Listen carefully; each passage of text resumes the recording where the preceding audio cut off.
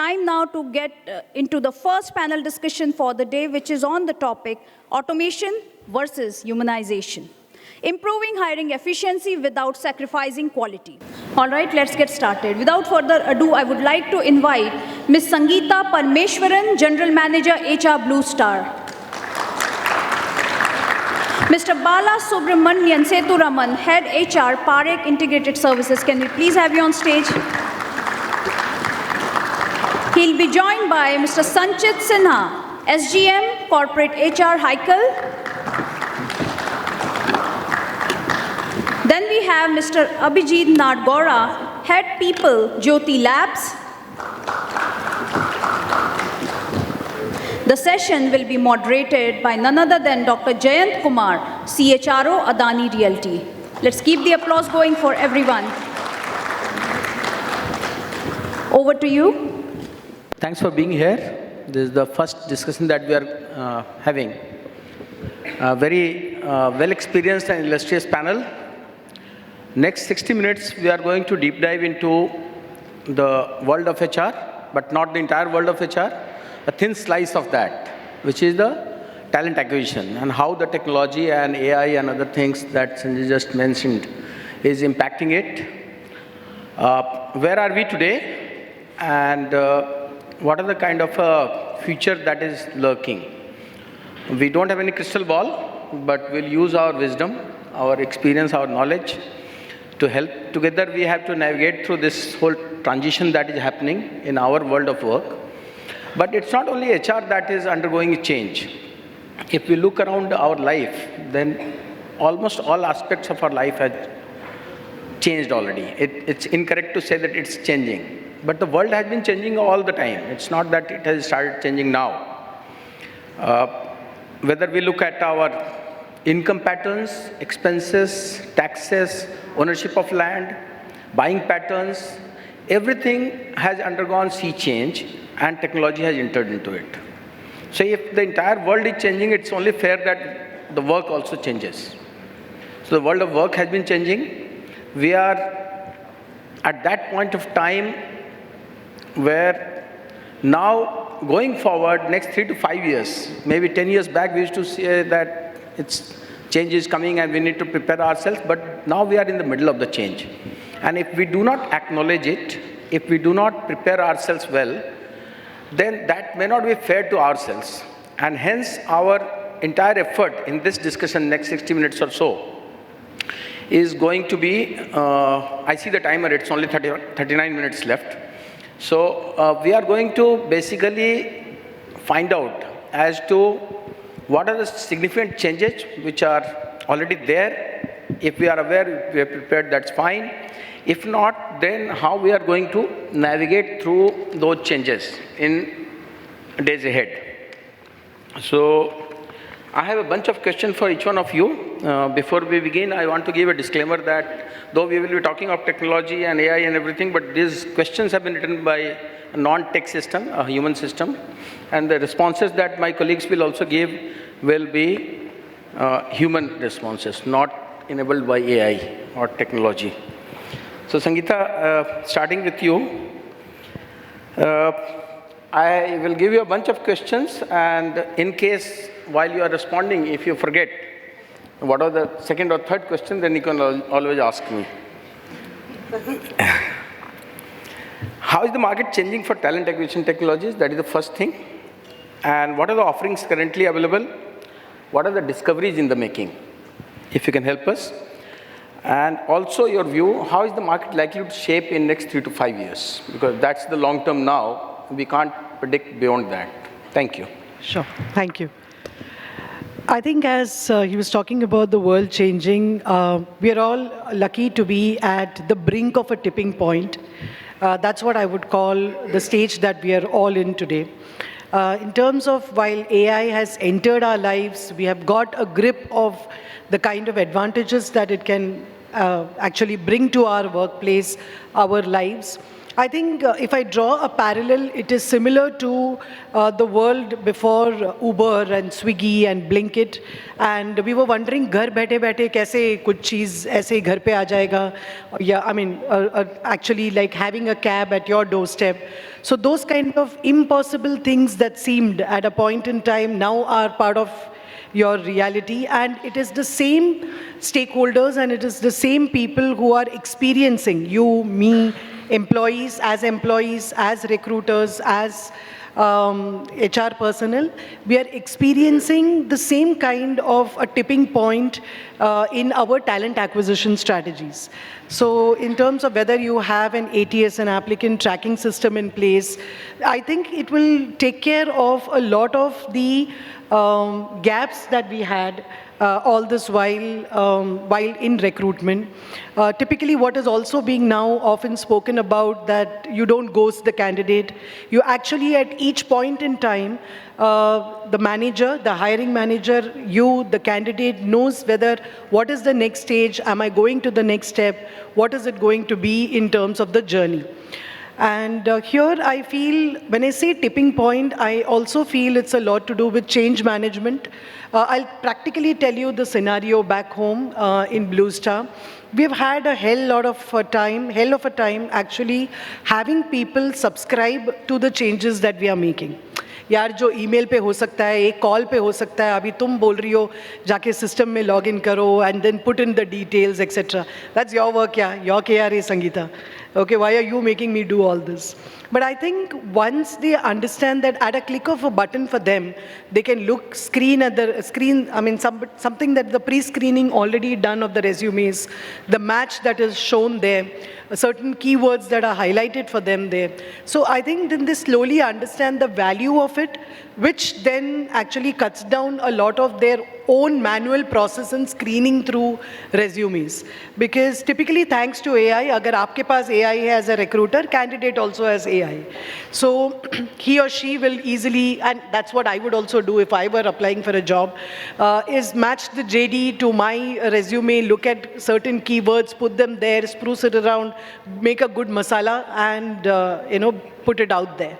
But I think what helps is somewhere if all the match that is done for the skill sets is done through your resume, through all your ATS system, etc. in place, then the interviewer can completely focus on attitude. That is the humanization aspect. The automation is entirely taken place with all your screening, etc. that has happened in place. Maybe the manager panels, etc. are also put in place, all thanks to AI.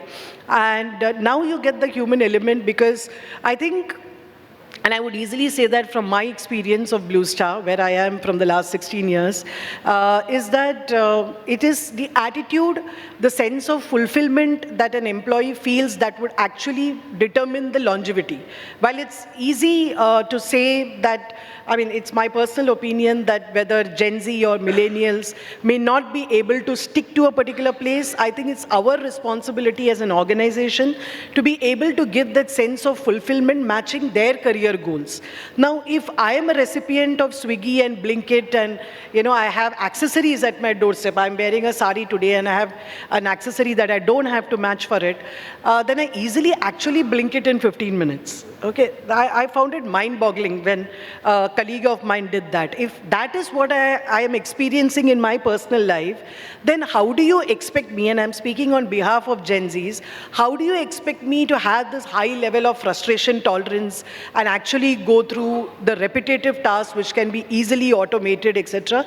So all that in terms of attitude, I think that we actually employ and look out for the attitude, and everything else can be taught on the job.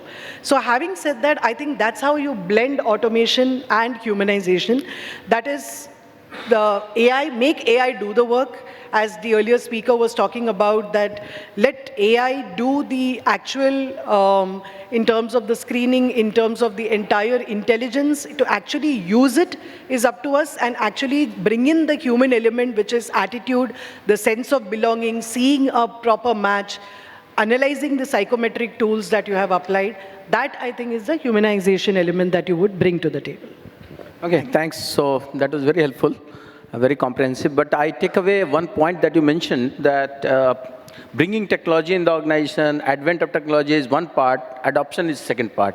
And we need to put in effort into that also, because that is the only way to prepare our people, our folks, for the future that is coming on. Thanks for that, Sangeeta. Abhijeet, if I can come to you next, what is the state of digitalization that we have in talent acquisition today? And what are the next frontiers in this? So good morning. Thanks, Jayant. It's a very apt and I think very important question for all of us to understand. We are not bots. Let me have a declaration, because I'm sure probably over the few years, probably we will not have panels, but we'll have bots.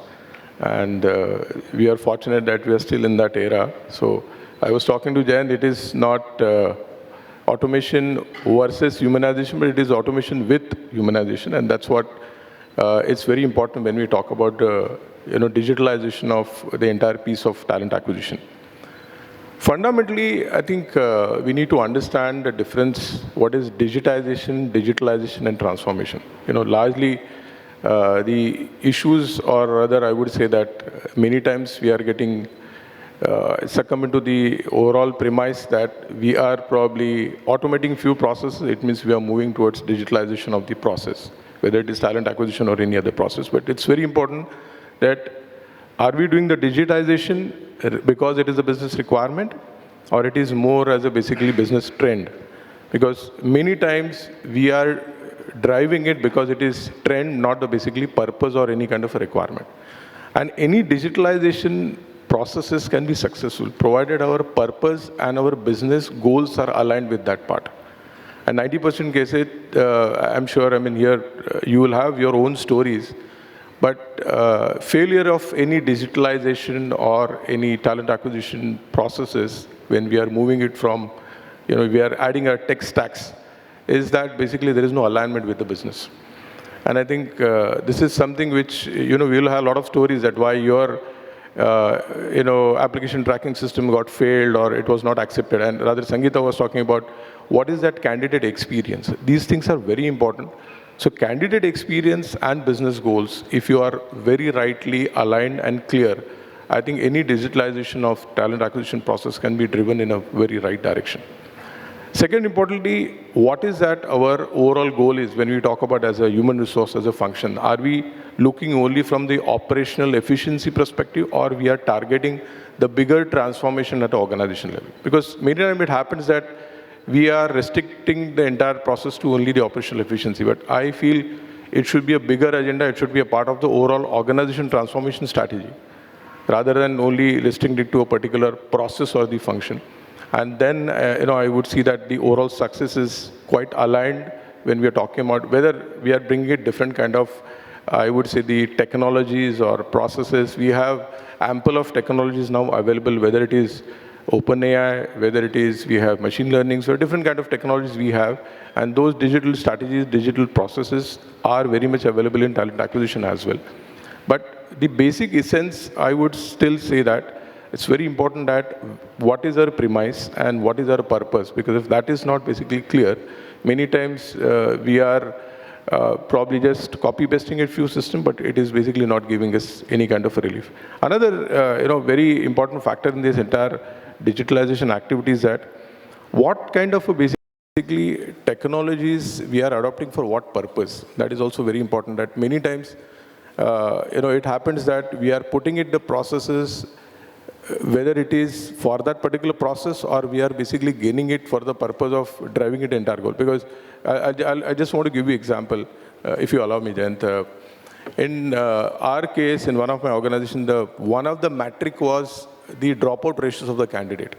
And those were increasing it. When we are checking the entire data, we could see that dropout ratios are moving high in a particular segment, in particular geographies, and definitely in business verticals. See, what we have used, and that's what I said in the beginning, it is automation with humanization. We have created the chatbots and we started engaging our candidates before they joining. So the period of 2-3 months was a very crucial, and if we can probably get a sentiment analysis, or we can probably get a lot of insights in terms of engaging that candidate, And we started getting that lot of insights about that candidate, and early warnings, early signals we started getting it, whether the candidate will stick to us, whether candidate is going to join back to us. So that algorithms has actually worked in terms of we were sharing different kind of organization insights, taking the responses of the candidate, checking the engagement scores, pulse, and those activities actually helped us in terms of how we are, again, aligning to the business goal that how we will have a lesser dropout ratios. But it's very important that in this entire process, we have not lost the touch of human part.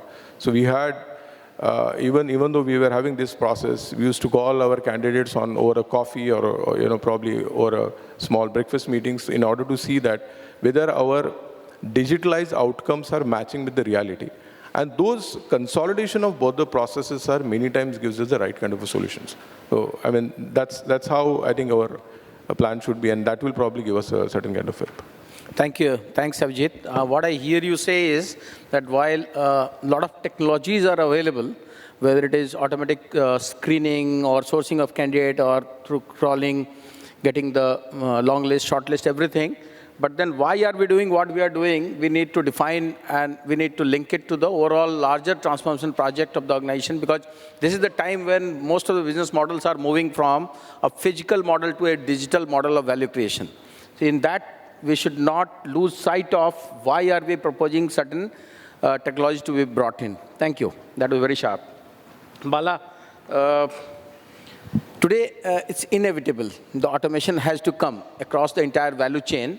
I would like to have your thoughts on how do we use the technology going beyond talent acquisition, that is onboarding, assimilation, let's say creating collaborative teams, engagement of the workforce, driving their performance, the entire value chain. How do we use this technology? Otherwise, this will remain in silos. In one part, it may be there, but the entire value chain may not be fulfilled. So what are your thoughts on that? Thank you. Thank you so much. So first of all, good morning to everyone. Can I hear a good, loud good morning? I could see a lot of faces who are just writing down some notes, looking at your phone calls. So can I hear a good morning, please? Good morning. A louder good morning? Yeah, why? Because we are humans, right? Number one. Number two, when we are getting onboarded in an organization, what we look for to? A machine to let us know about the onboarding practices, or would we prefer a human coming and telling us, you need to use this tool to ensure that there is a seamless onboarding that can happen? What would we prefer? A human combined with the automation. Why? The system is important because that helps us navigate faster. Information can help us take things forward in a very swift time, and the next stakeholders can take it forward accordingly. So automation helps, AI helps us automate, while HI, that's human intelligence, helps to bring the human touch. So it's both things put together is what's going to take us ahead in terms of any piece of an employee experience, which starts from the first call that goes for a first level interview. How you are treated, how you are connected, how you are spoken to. I think the first experience starts from there. Then how you are onboarded. So is it like, this is a link, you go and just update the documents accordingly, and then there'll be another link that will be sent to complete your documentation? Or if the HR talent acquisition team member gets into a personal connect, that will have a bigger impact along with the automation, because automation will surely save a lot of time, and the human touch will help in creating a personal equity with the candidate. Remember, it's all about having that candidate on board, because business has to run accordingly. Otherwise, it's going to be a problem, right? So next, when you move from onboarding to and actually taking orientation and induction within the organization, we have a lot of tools available. We can have automated videos being played about the culture of the organization, who's who about the organization. Then we can also have information about the different roles that are available, what's the specific job description, what's going to be the training plan, etc. However, you still need to have a reporting manager assigned to that human to take things forward. So there'll be a machine, there'll be automation which will help you give all these information whenever you want at a click of a button. At the same time, you'll have a human supporting you to take things forward. Then from there on, we move on to the training and the review mechanism, the first 30 days, the first 60 days, the first 90 days that the team member comes on board.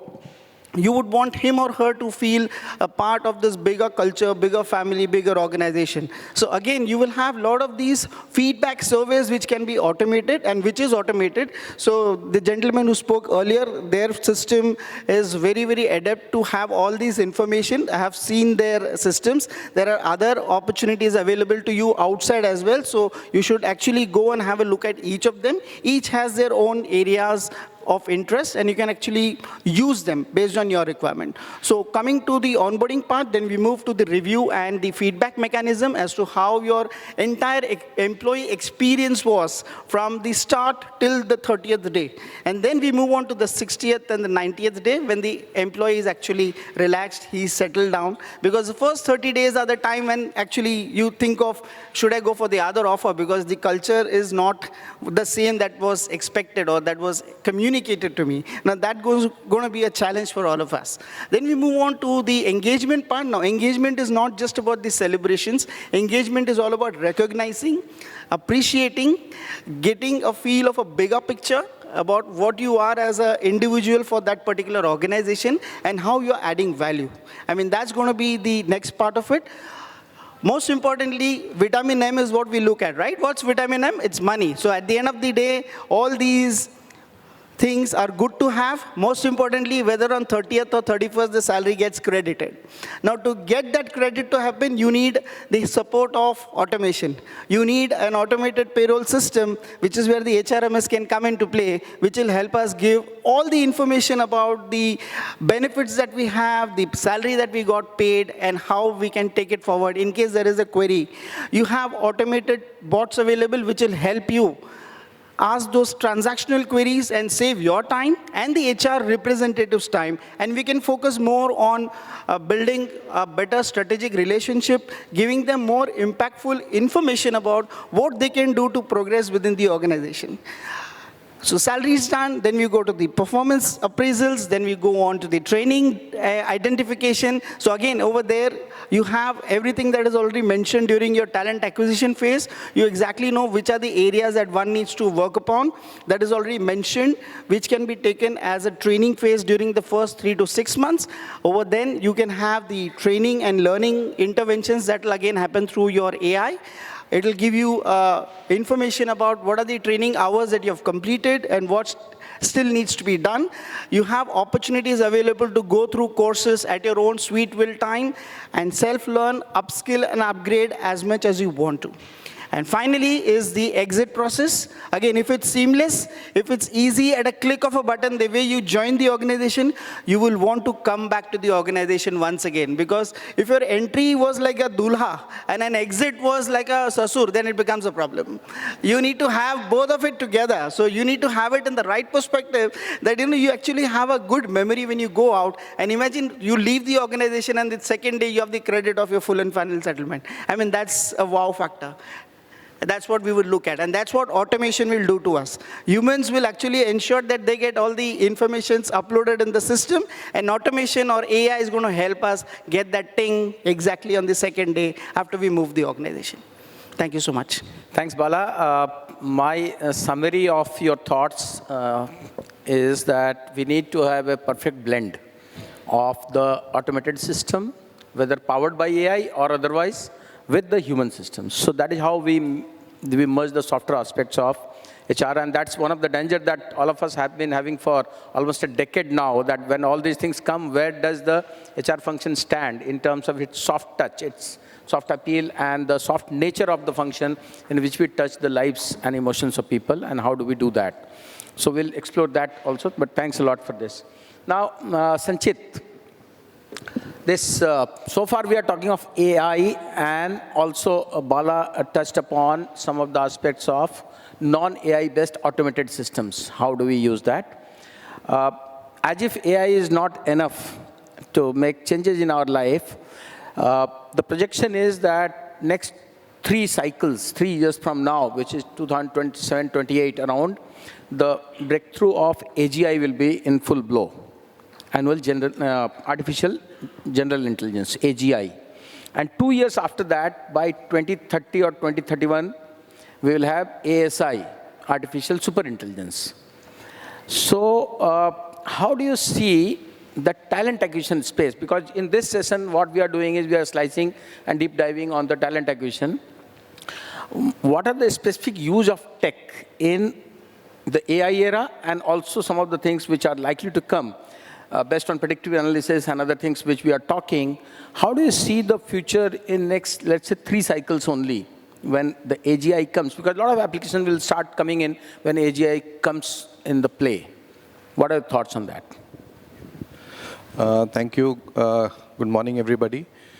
So I think AI is playing, already playing an important role in the talent acquisition process. In fact, if you talk about your current existing practice in hiring, we are using AI in sourcing, we are using AI in screening of applications, and also in at times getting into the assessments of candidates using AI.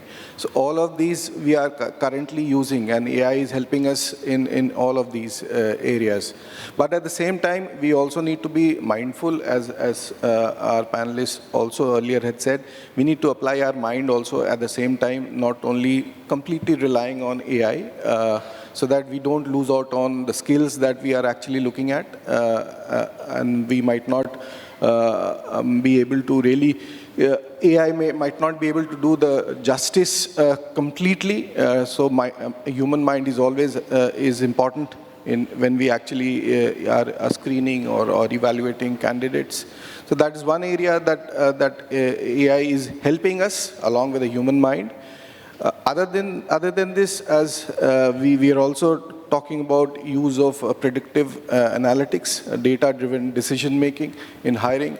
That is also, AI is actually helping us to take that. So the quality of data that we have will help us to take the quality decision. So AI helps us do that. Collating and collaborating all of the data that we have help us take those finer decisions in our areas. So that's one area that we are focusing on. Apart from that, AI also helps us to build talent pipelining, so to say, basically talking about creating future talents or building a pipeline of future talents for our future opening that we may have in the future, or the future skill set that we may require, because that is how you really use AI to identify the talent, the skills, and the availability of those talents in the market. So that will help, the AI helps us to get all of that and create a pipeline for our future usage. So these are the things that AI is helping us. Going forward, the expectation is even further. In fact, we are talking about use of virtual reality or augmented reality systems, wherein using these for various assessments, like, for example, soft skill assessments. So all of that is, we can use these virtual reality or augmented reality to do these assessments, as also provide the kind of candidate experience that candidates will have while going through the entire process. So the expectation is even higher. I mean, in terms of getting more of data analytics, better data analytics for better decision making, all of that which AI is currently doing, the expectation would be even higher to the next level going forward. As he was rightly saying that there are AI, AGI, and ASI, which is coming up in the future.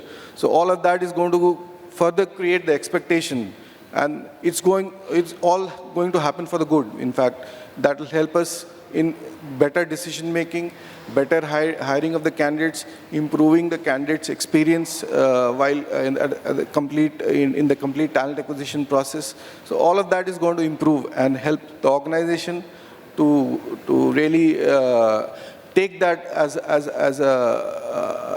a competitive edge, so to say. I mean, the entire process of talent acquisition will be a competitive edge for an organization. So So that's what I would like to say. Thanks, Sanchit. While most of the parts that rest of the world is saying you have covered, and it's anyone's guess, because at this stage, we know very little how it will pan out. But there are 2 or 3 other areas that I want to just put before the audience. One is the AGI-based recruitment consulting. That's the in thing, it seems. So many of the recruitment consulting organizations, and those of you who belong to those organizations, be ready for that regime, where AGI-powered, fully automated recruitment consulting is.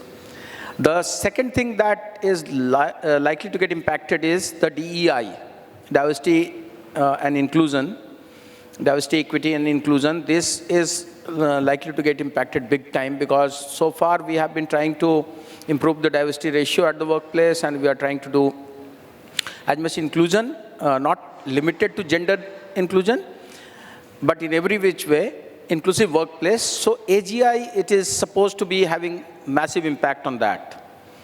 So exciting time ahead for people who have next 15, 20 years, 25 years of active work life, because the world, when we will look back in 2030, this year, 2024, will look like we were in 1900s. That is the kind of rate of change. One thing that I want to put before the audience again, that be open for the changes that is happening around us. Prepare well, because those who prepare well in advance, they are at the forefront. Let me put it this way. And now, since we have covered one round and only 10 minutes are left, so instead of going for the second round, what I invite is those of you who may be having more interest in this area, you please share your thought. If you have a question for this illustrious panel, please ask. It will be helpful if you call out a name. If you don't call out a name, any one of our colleagues will take the question. So can we have some mics, please, for the audience?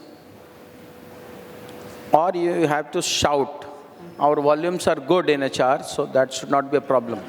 If you have a question or if a thought. Yeah, please go ahead. Thank you for the healthy discussion. As we can see, there is neck on.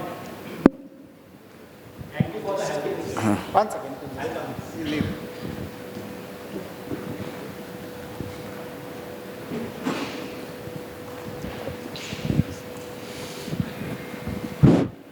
Thank you for the healthy discussion. As we can see that there is neck-on-neck competition between AI and HI. So many candidates can use the keywords, as Sangeeta ma'am told, that while applying for any vacancy, many candidates can use the similar keywords, because of which AI will shortlist them, and ultimately we might lead to wrong hiring, which will impact all the efforts which we have put to fill that position. So what is your take on that? I mean, wrong hiring can lead to a loss of efforts which we have done for filling that position and ultimate goal of the organization. Sure. Yeah. It's working. You need to keep it closer to your mouth. Yeah, you can hear me? Yeah. Yeah, perfect. So yes, in terms of we are quite aware and quite wary about the perils of these, matching the resume, matching the keywords, etc. So I'll tell you, we completely go a human way with one thing, which is in terms of actually in a traditional manner, actually have a couple of questions which are administered by our executives to them over a Zoom, in real time, etc., basis the shortlisting of candidates, so that we can see the match better and not rely completely on AI. That's one aspect that we have taken. The second aspect is also in terms of getting a write-up of the kind of achievements, their real-life example. And one of my favorite questions is, what are your best failures? I think a lot of attitude is reflected in the kind of, the way the person has taken on failures in his or her life. So certain kind of questions, well calibrated to match your culture, okay, is something that I think would really help, and not relying completely on AI. And another thing is also in terms of asking them to enumerate a couple of sentences, not that you want them to write paragraphs, couple of sentences as to how they have actually put into practice what they are claiming to be. Otherwise, kya hota hai? I'll tell you a very simple example, and it has happened to me in the past that there is this Rajesh Patil who apparently is sitting before me over a Zoom or in person. I look at his resume, shakal to mil rahi hai, but मुझे समझ नहीं आ रहा because the way you're talking vis-a-vis what I see on the paper is completely different. So to avoid that, we go right from marrying the HI with the AI right from the start. Thank and I'll you. say that's what will work. Thank you. I saw Joy standing there, so. Yeah, thank you. Thank you so much. And first and foremost, first session, and I think what a wonderful session to start. So thank you for the wonderful insights. I would like to put a question which is kind of a blend of the opening remarks that we heard and the conversation that happened here. So my question is, we are going to witness something like about, 1 billion jobs by 2030, and we are also going to see multi-generational workforce. And interestingly, we'll see the baby boomers moving out. And in that kind of a scenario, what are the recommendations from the panelists? How should the HR managers deal with this multi-generational? Because what happens is when you're dealing with a Gen Z is very high on automation, but when you're dealing with somebody who's a Gen X, may not be that good with automation. So what are your thoughts? And of course, I am intrigued, Jayant, thank you for picking up the point of DI. So what are your thoughts? That's my second part of the question. I'll keep it short. Is what are your thoughts that how does automation help in terms of removing biases? Yeah. So Bala, you will take that? Yeah, so it's very complicated and simple at the same time. If you have the right processes set, in the organization, in terms of, I'll take the first one on the equity, DEI, DIE, DEI, that's something to do with how your business is and how you can actually accommodate the gender diversity. I mean, I look at it from that perspective. You also come from the infrastructure space, wherein even if we wish to deploy female workforce, at the construction site, it becomes difficult. Same thing happens with the logistics phase as well, wherein we would want to deploy women workforce at our warehouses, but unfortunately, we cannot allow them to work beyond a particular shift, and the work needs to happen. And that's when we need to then look at more of outcome rather than looking at the diversity piece. That's point number one. Point number two was in terms of multi-generational workforce. Again, one size fits all doesn't work. We need to have customization based on what is the kind of roles, skills that we are looking forward to, because old is gold and new is better is what I would look at.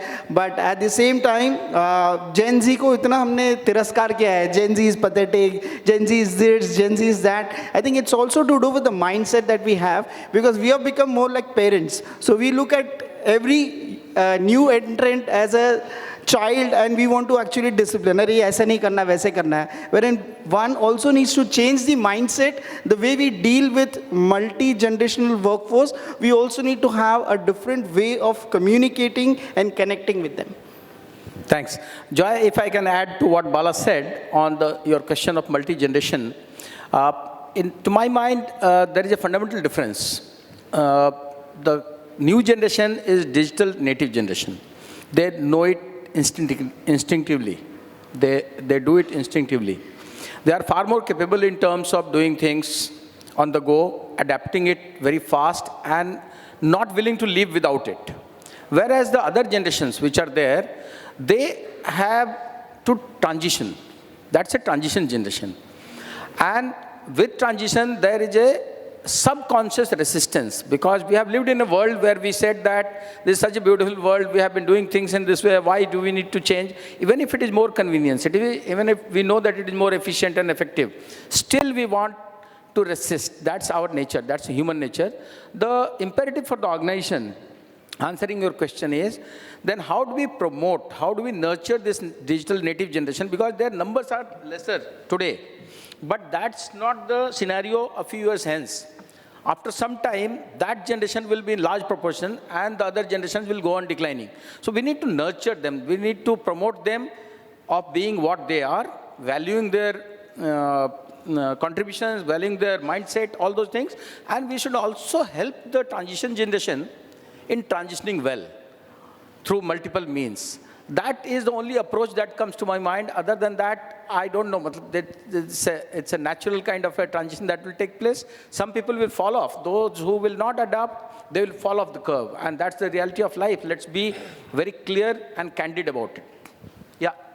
Joy, I'll just want to add one more point in your discussion, that it's very important that the shift of overall thought process needs to be there. It's not about only the technology is going to support dealing with the multi-generational complexities, but the overall thinking process needs to be shifted, that the talent acquisition role is not now only restricted to only getting the right talent, but also moving it towards how we can reskill them, how we can create the employee experience. Because that's what the different generations are now expecting, that employee experience building right from probably the call is getting that person about the opportunity in that organization till the person is onboarding and probably after that. So these are, I would say, the parameters now would be more crucial besides what we probably do more on an operational and tactical level.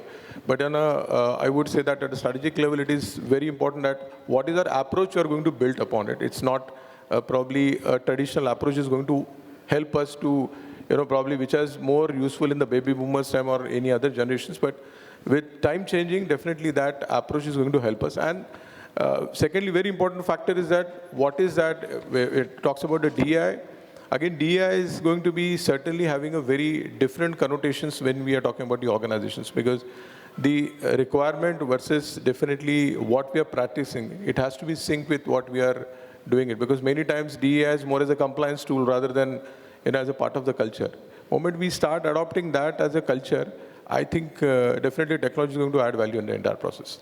Thanks, Abhijeet. And that is all the time that we had for this conversation. I thank all of you for being such a wonderful audience, patiently and intently listening. Thanks to all my colleagues in the panel for very thought-provoking kind of contributions. Thank you so much. Thank you so much. Let's applaud once again for all the speakers. And I request you all to please stay on stage.